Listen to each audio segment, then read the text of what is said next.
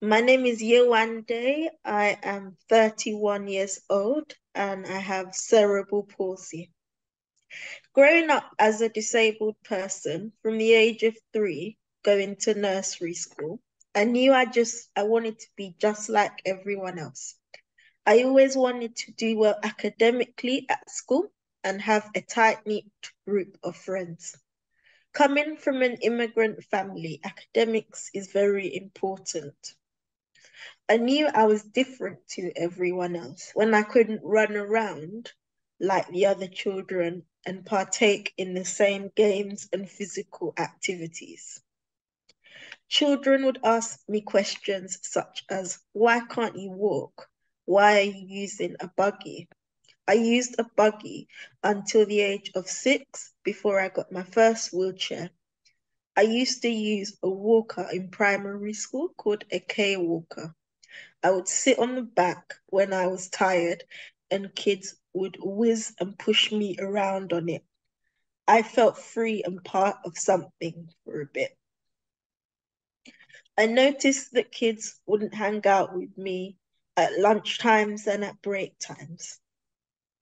I had learning support assistants, but they restricted me from making connections and friendships.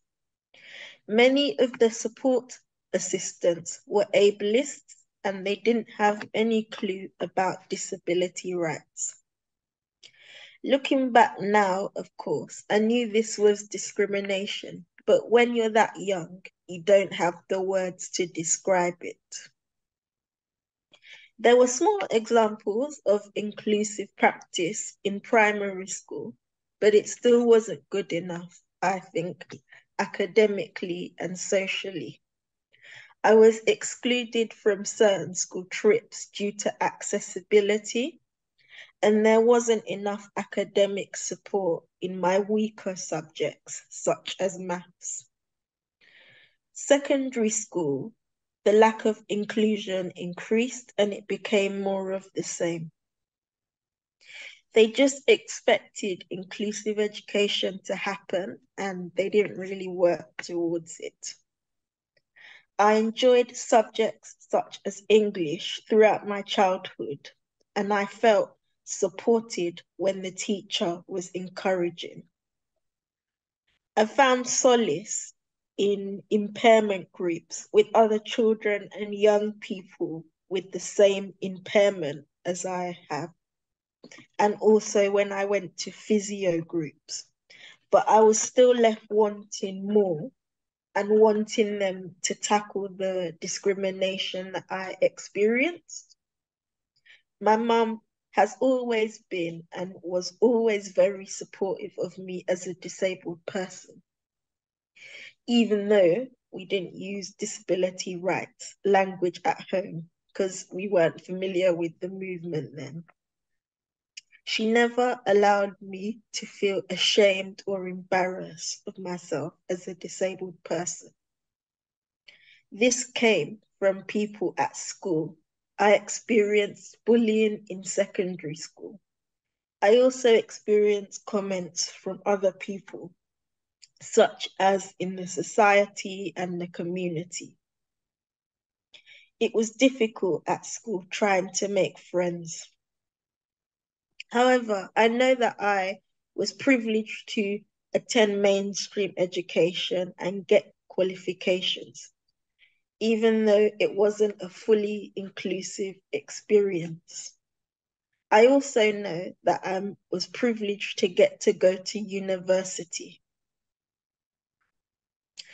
It wasn't until I was about to turn 20 years old that I discovered the disabled people's movement and I started to understand about barriers and my identity as a disabled person. It changed my whole life. I understood that the discrimination that I had been facing was not my fault. I was able to identify with other young people who were experiencing the same barriers, but it was different in the sense that I interacted with young people from various impairment groups, which was new for me. I still felt somewhat left out, usually being the only Black disabled person at disability rights events. And also coming from an immigrant Christian family, I couldn't always see all aspects of my identity reflected, even before the disability rights movement and when I was a child. That's why joining somewhere like Alfie's Disabled Black Lives Matter group has been so helpful. I've been able to meet other people that understand my experience as a Black disabled person. I would say to any disabled young person who's growing up and struggling with their identity, anything that you're experiencing now is not your fault. The world has just not woken up to how amazing you are. I and many others will keep fighting for you so that we get closer to an equal world for you.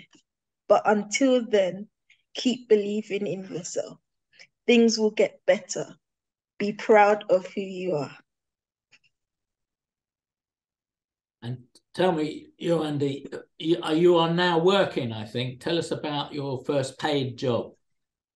So in January 2023, I was able to be successful in getting my first paid job. So I worked for the Alliance for Inclusive Education. I was a volunteer there for many, many years. But this January, I started leading a project called the Our Voice Project. So I'm the Our Voice Youth Officer.